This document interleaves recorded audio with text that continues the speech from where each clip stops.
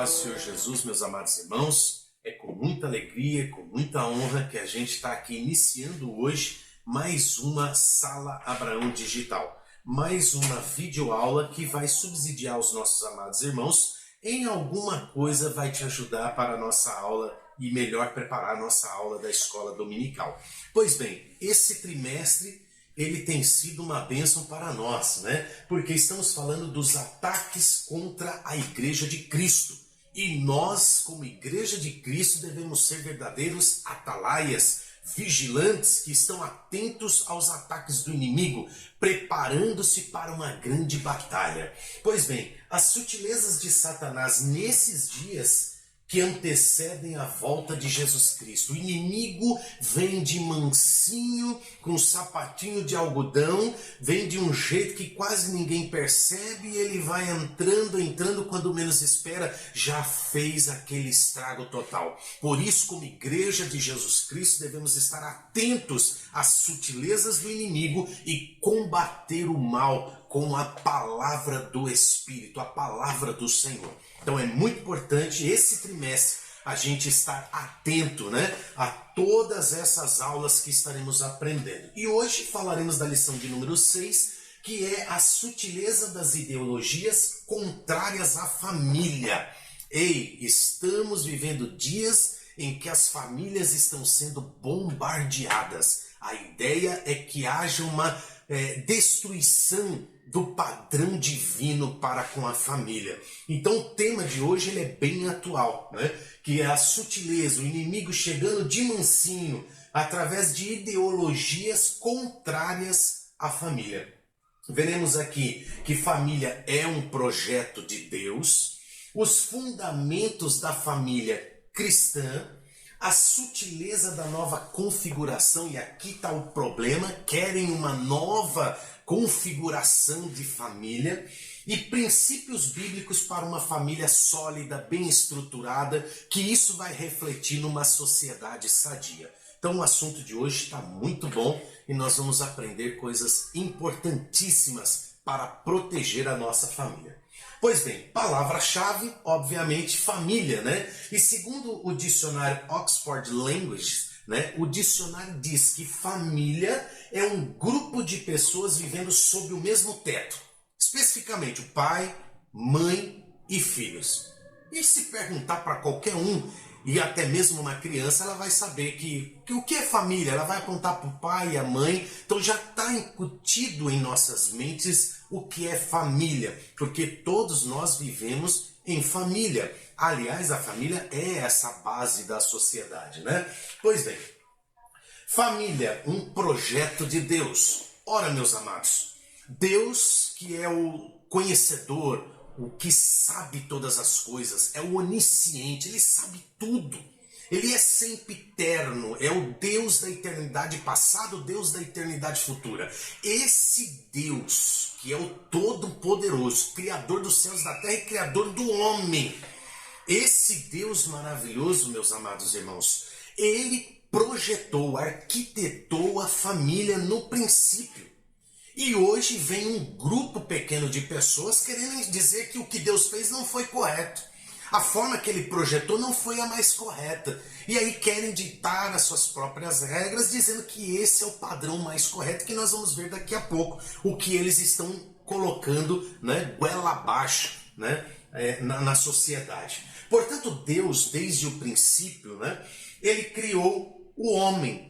Ele criou a mulher. Ele fez Adão, depois viu que o homem sozinho não era suficiente, precisava de uma ajudadora, e ele fez a mulher. E aí sim, ali instituiu a família, constituiu a família, que é a base da sociedade. Olha só, em Gênesis 2:24, portanto, deixará o varão, que é o homem, o seu pai e a sua mãe, e apegar-se à sua mulher, e serão ambos uma só carne. Vejam, aqui Deus instituiu a família. O homem casa com a sua mulher e serão ambos uma só carne. Deus já instituiu aqui a família, que é o que a família é a base da sociedade. Uma sociedade só existe porque tem famílias. Se não existir família, não tem que falar em sociedade. Então a família tem um papel fundamental no mundo, na sociedade em si. É importantíssimo. Portanto, Deus é quem projetou a família. Bem, meus amados, e Deus ainda na sua palavra, ele vai dar alguns ensinamentos para o homem, para a mulher, para o casamento, né? Como que o casamento tem que ser? O padrão bíblico, o padrão divino, ele tem que ser monogâmico. Ou seja, é só um homem, é só uma mulher. É monogamia. É o que nós lemos aqui no versículo. Deixará o varão e apegar-se-á a sua mulher. Isso é monogamia. Lá em 1 Timóteo, no capítulo 3 e no versículo 2, a gente vai ver que a Bíblia ela ratifica mais uma vez sobre essa monogamia. Capítulo 3, versículo 2, Paulo vai tratar sobre isso. Ele vai falar assim, olha, convém pois que o bispo seja irrepreensível, marido de uma mulher. Então tá aqui a monogamia, vigilante, sóbrio, honesto, hospitaleiro, apto para ensinar. Então veja, marido de uma só mulher. O casamento ele tem que ser heterossexual. Isso aqui é o padrão de Deus. Foi ele quem projetou e ele quem determinou que o casamento, a família seja assim. O casamento tem que ser heterossexual, ou seja, um homem, uma mulher. Um homem e uma mulher. Está lá em Gênesis 1, 27. Ora, vamos ver o que a Bíblia fala lá em Gênesis 1, 27. Porquanto Deus, ele mantém o seu projeto desde o princípio. E a Bíblia diz assim, e criou Deus o homem à sua imagem, a imagem de Deus o criou, macho e fêmea os criou. Vou eu contender contra Deus? Vou eu insultá-lo a ponto de dizer que a forma que ele fez está errada? Quem sou eu? Quem somos nós para fazer isso, né, meus irmãos? Pois bem, e ainda a Bíblia diz que o casamento é indissolúvel. Ou seja, o casamento ele foi feito não para ser dissolvido, desmanchado. Em Mateus, inclusive a aula passada a gente falou, né, sobre o divórcio, né, quando um casamento é desmanchado. Mas o padrão de Deus é que o casamento dure até que a morte o separe. O casamento não é para todo sempre, para a eternidade. Não, o casamento ele é vitalício até que a morte o separe. Então, se eu casei, eu vou viver com a minha esposa até que a morte nos separe. Esse é o padrão de Deus para o casamento, para uma família. Indissolúvel, Mateus 19,6. Olha o que a Bíblia diz, olha. Assim não são mais dois, mas uma só carne. Portanto, o que Deus ajuntou, não separe o homem, não é para separar. E hoje em dia a gente está vendo uma avalanche de separações, de divórcios. Pessoas que estão casando no mundo, isso infelizmente já é normal há décadas, né? Mas nós estamos vendo, infelizmente, dentro de nossas igrejas, jovens até mesmo casando e já logo pensando em separar se não der certo. Ei, meu amado, cada um vai dar conta diante de Deus. Portanto, o casamento ele é muito sério, porque do casamento se institui a família. É ali que tem o projeto de Deus. Então, se eu assumo compromisso com a minha mulher e eu vou ao altar de Deus com ela, eu tenho que honrar, eu tenho que ser leal. É como diz Malaquias 2, que eu tenho que ser leal à mulher da minha mocidade. Eu tenho que respeitá-la e ela também deve me respeitar. Portanto, o casamento tem que ser indissolúvel. Não é casar e daqui a pouco eu separo. Porque se eu separar da minha esposa hoje, sem qualquer motivo, e casar novamente, pode ter certeza que eu estou em adultério. E aí? Eu vou dar conta diante de Deus. Portanto, antes de casar, jovem, pense bem. Ore a Deus, peça instrução a Deus, porque o casamento não foi feito para ser dissolvido. Amém? Pois bem, e também fala do confessional, né? O que seria esse confessional que vai Paulo tratar lá em 2 Coríntios, capítulo 6 e o versículo 14. O confessional, meus amados, vai falar do jugo desigual. Tá pensando em casar, meu amado irmão? Pois bem, cuidado com o jugo desigual. Porque isso dá problema, irmão. O que seria o jugo desigual? O crente casar com aquela que não é crente, ou a crente casar com aquele que não é crente. Cuidado, isso é jugo desigual, isso traz problemas sim. É como se você fosse mexer com a onça, sabe? Cutucar a onça com vara curta, não vale a pena. Pode ser que dê certo, mas tem uma grande chance de dar errado. E depois você pode pagar um preço muito alto por isso. Eu conheço pessoas que casaram, saíram da igreja, aí continuaram e depois voltaram para a igreja, contraíram um matrimônio com quem não era crente, essa pessoa não se converteu, depois acabou sofrendo no relacionamento. Deus não tem isso para a nossa vida. Deus quer que a gente viva em família e que vivamos debaixo da sua graça. Então ambos têm que estar servindo a Deus para que as coisas fluam melhor. Fluam melhor. É o que diz 2 Coríntios capítulo 6, versículo 14. Não vos prendais a um jugo desigual com os infiéis. Tá vendo? Com os infiéis. Porque que sociedade tem a justiça com a injustiça? E que comunhão tem a luz com as trevas? Não há comunhão nenhuma. Então o padrão divino está aqui. Quer ser abençoado? Sigamos esse padrão divino. Pois bem, agora sim, a sutileza, a sagacidade do inimigo, né? Ele vem chegando devagarzinho, de mansinho, e ele está chegando com uma nova configuração familiar. Porque até hoje a gente conhece que família é um homem, a mulher, e ali vão procriar, né? E vão gerar filhos, e vai crescer, e vai ter netos, e isso é a base de uma família, né? Só que olha aqui, ó, a nossa família está sendo alvo para ser destruída. A nossa família está sendo alvo e a gente não está percebendo, né? E existem algumas coisas que estão acontecendo. Você quer um exemplo delas? Por exemplo, de 2011 para cá, lá em 2011, o STF, Superior Tribunal Federal, ele reconheceu a união homoafetiva. O que é isso? Ele reconheceu a união de homem com homem ou mulher com mulher. O que antes era homem e mulher, agora, em 2011, o STF reconheceu essa união homoafetiva, sem ter criado uma lei.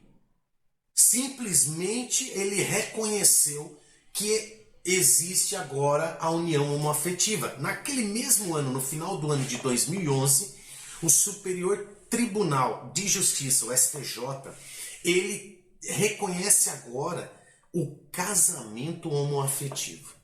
O casamento de dois homens e o casamento de duas mulheres. Consequentemente, o Conselho Nacional de Justiça já determinou a todos os cartórios do Brasil que, chegando lá dois homens ou duas mulheres para registrarem seu casamento, eles são obrigados agora a registrar o casamento de dois homens ou duas mulheres. Percebam a sutileza dessa nova configuração familiar. Então já é desde 2011 que vem essa nova configuração. E isso já é lei no Brasil. Desde 2011. Em alguns outros países já faz décadas que isso já existe. O Brasil resistiu um pouco, mas de 2011 para cá isso já é lei, hoje é reconhecido. Esse reconhecimento, né, esse padrão novo vai contrário aos ensinamentos bíblicos. E é aí que a gente tem que tomar cuidado. E tudo isso acontece por causa de uma palavrinha que a gente ouve falar muito hoje na mídia, que é a ideologia. O que é ideologia? São ideias. Ideologia é de ideia. São ideias que se externalizam, né? Na prática. Eu tenho uma ideia e eu vou colocar na prática. É o desejo de pertencer a determinado grupo. Então a pessoa tem uma ideia e ela quer praticar aquela ideia. E aí ela forma um grupo.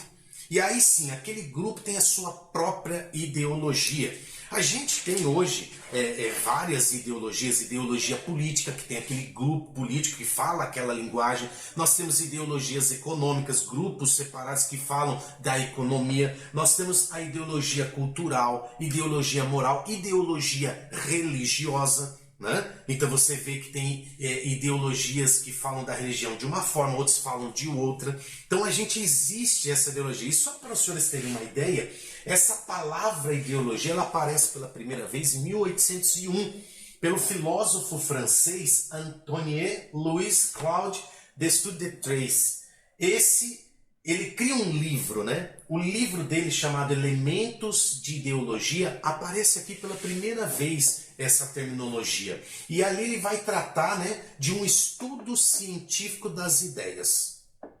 Então, esse é o significado da ideologia. As ideias que eu vou colocar na prática.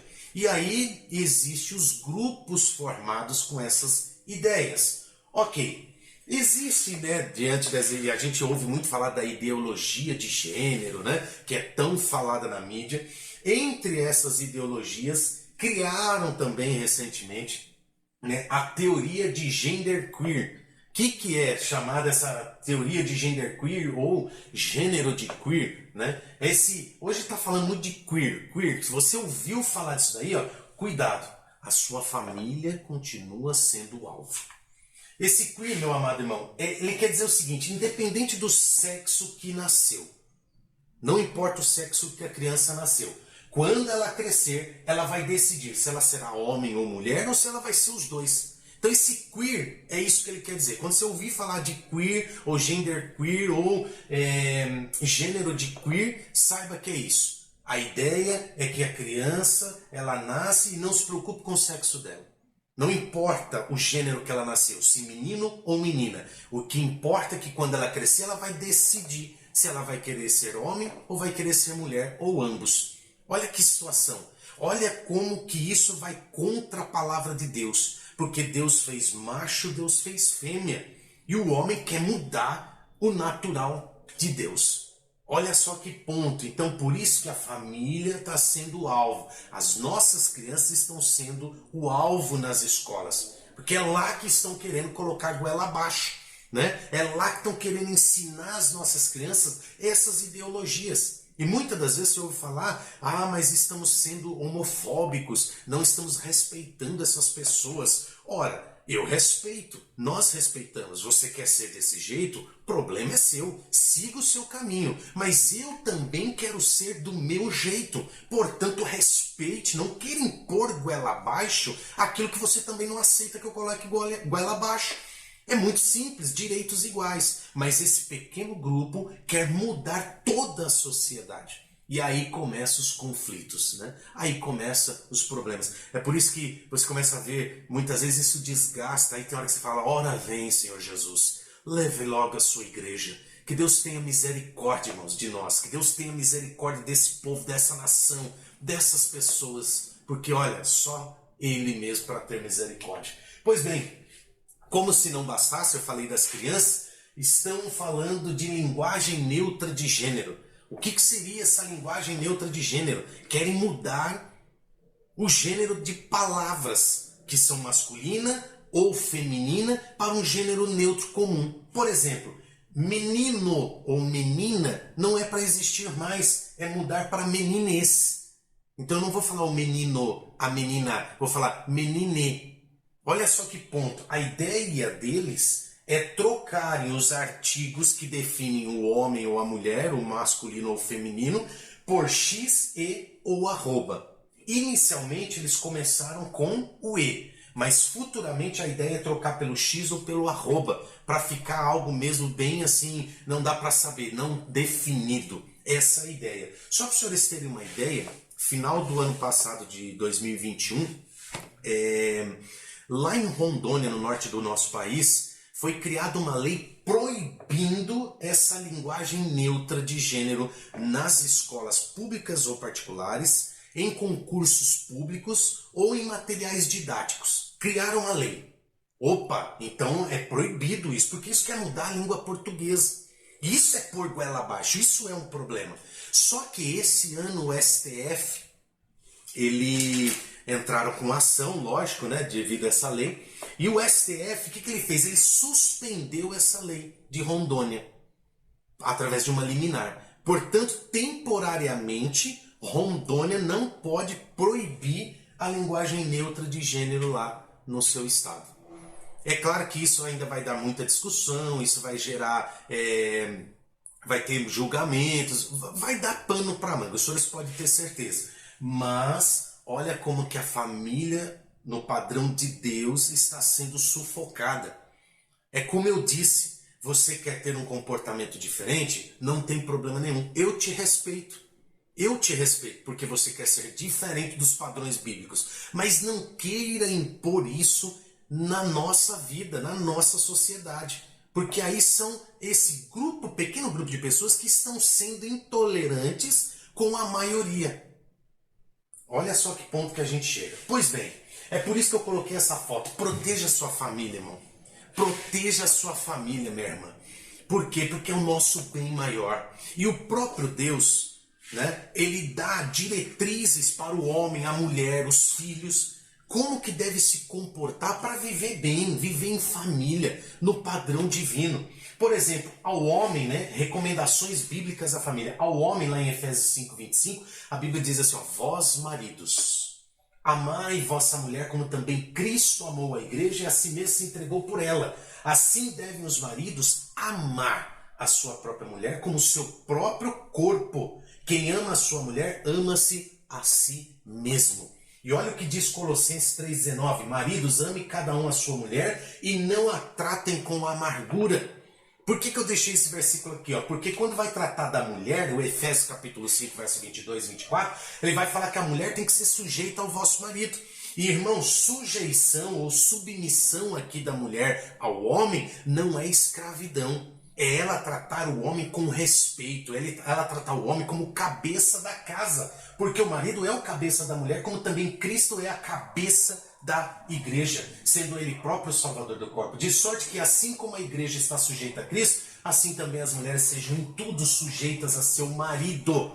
E é interessante aqui a gente frisar que às vezes alguns homens, né, eles, vai lá, vamos lá em Efésios 5, tá vendo? Você tem que ser sujeita a mim, viu mulher? Você tem que ser sujeita, porque o verso 22 diz isso. Mas às vezes esquece do verso anterior, o 21, porque Efésios 5, 21, a Bíblia vai falar assim, olha, sujeitando-vos uns aos outros no temor do Senhor. Então, tanto a mulher se sujeita ao marido no temor do Senhor, quanto o marido, ele vai se sujeitar, porque é sujeitando-vos um ao outro, uns aos outros no temor do Senhor.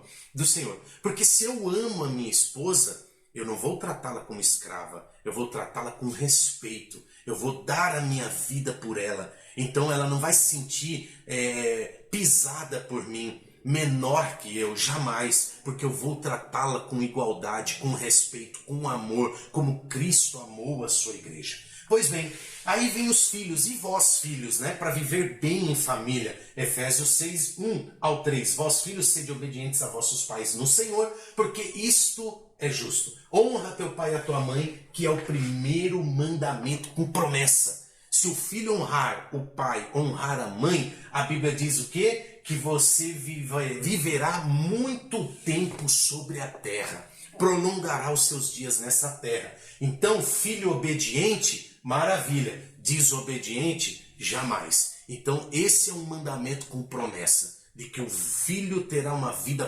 prolongada na terra. E quanto à igreja? A igreja também tem um papel fundamental concernente à família. Ora, a igreja ela é uma extensão da família. Né? É lá na igreja que reúnem várias famílias e se reúnem para servir a Deus, adorar a Deus e se formam uma única família, uma família gigantesca.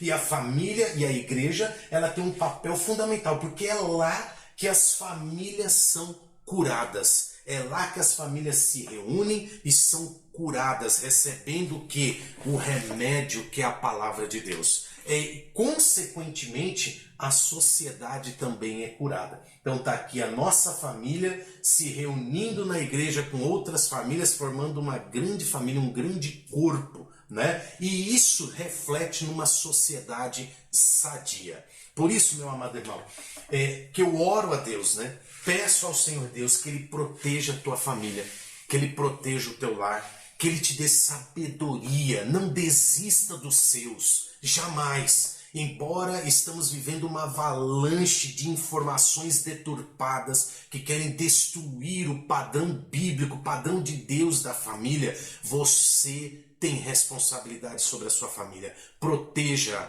ore com a sua família, jejue, faça culto no lar, leia a palavra de Deus para os seus filhos. Tenha um lar abençoado. Que Deus te abençoe e te guarde para todo sempre.